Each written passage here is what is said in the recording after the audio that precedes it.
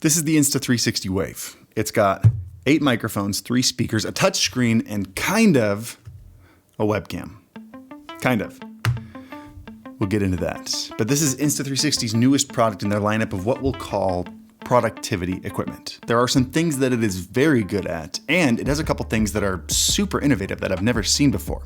There are also some areas where I think it could use some improvement. I want you to know at the beginning of this video that this is sponsored by Insta360, meaning before this video goes live, Insta360 gets to see it, they get to review it, and if there's things they don't like about it, it doesn't get posted. This is important because the criticism I have about this device is something I reached out to Insta360 earlier and said, this is something I'd have to include in my video, and they were actually super cool with it and said they appreciated the honesty, which is important to me in this video, that I be completely honest even though it's sponsored. That being said, let me tell you more about the Insta360 Wave and what this spaceship looking thing actually does.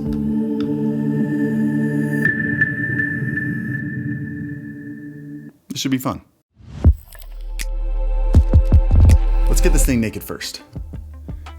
That is one of the cooler things I've seen. We'll get to that later. The Wave is what they're calling an AI speakerphone. Like I mentioned, it's got 8 microphones and 4 go around the sides in all directions, 4 go across the top in all directions. Typically, a speakerphone will have multi-directional microphones going in every direction, kind of creating a 2D plane of spatial listening across the room. Having that other set of mics up top gives the AI inside this a more vertical set of spatial data, so it can read the entire 3D space of the room. That allows it to track voices and remove noises a little bit better. And as we go through this, you'll kind of see that carrying across everything. Just a bunch of little optimizations to improve the entire speakerphone experience. Like the whole tall design and the whole spaceship thing that it does, it's not just to look cool, but it's so that the microphone isn't sitting so low to the ground that it ends up being behind laptop screens or behind other obstructions on the desk. It's getting a clear path from your voice into the microphone. It does also look cool though.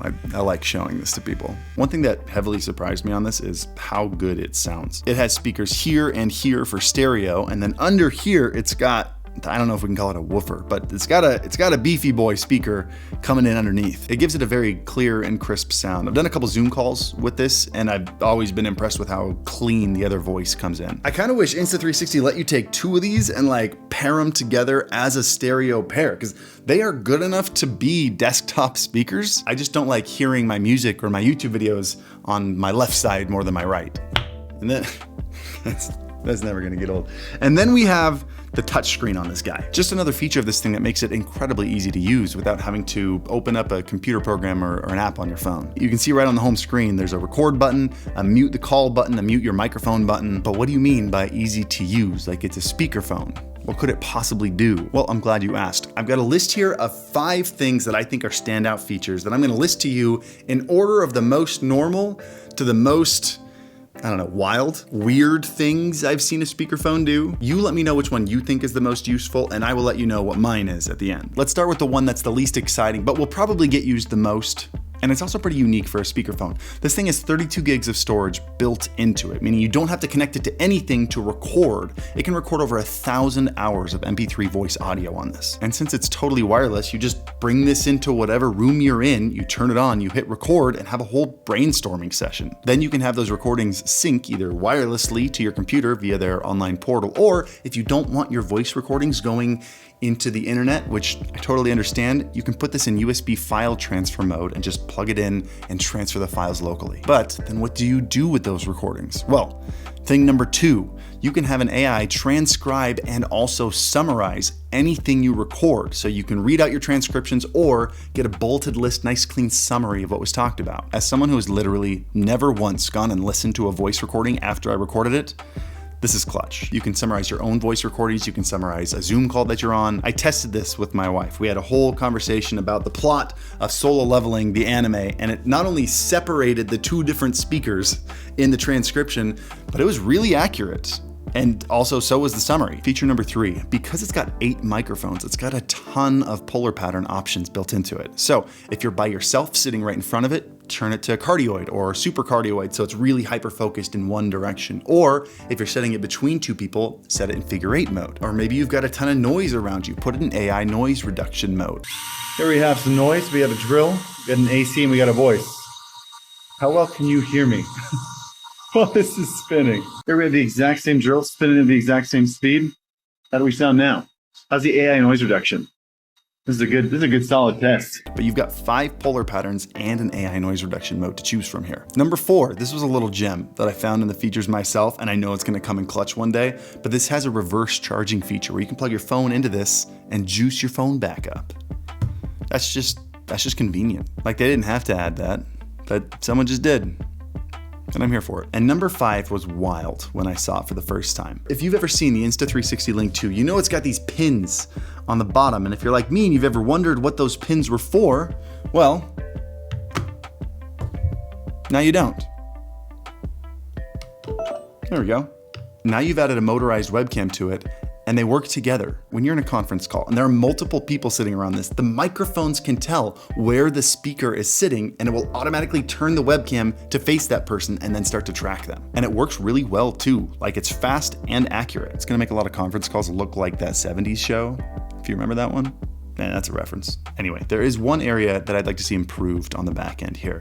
While this mic is optimized, it's great for Zoom calls, conference calls, brainstorming sessions, the mics are more designed for large spaces and computational audio versus the traditional sound of a raw microphone in front of a person. I wouldn't recommend this for content creation. Let me give you a side-by-side comparison. So first, let's listen to the laptop microphone. You can get a pretty good impression of how this sounds if you were to be on a Zoom call and this is what they were listening to. How does this sound?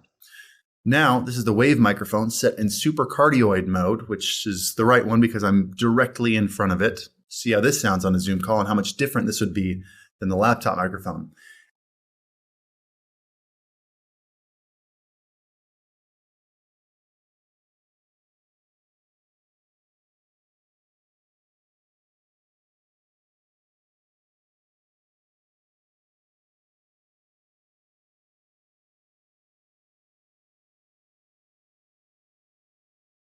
Whereas the Insta360 Wave that I've just put in noise reduction mode has 8 microphones all the way around it, none of them with that large diaphragm component, and it's going to sound a little bit more processed. But